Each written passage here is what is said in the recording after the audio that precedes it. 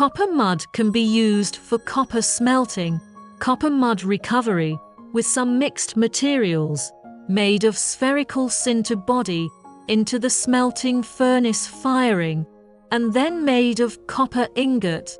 Copper mud ball press has good wear resistance, is in the full understanding of the peer development direction.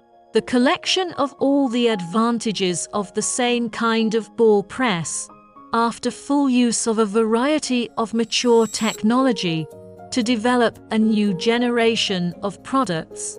The whole machine's strong steel press roll is forged with wear-resistant alloy, and the bearing is conditioned by rolling mill.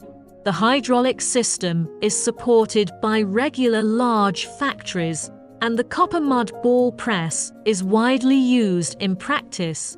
Can produce a variety of materials, powder ball forming block, as well as non-ferrous metal industry powder, auxiliary materials, especially suitable for high added value materials.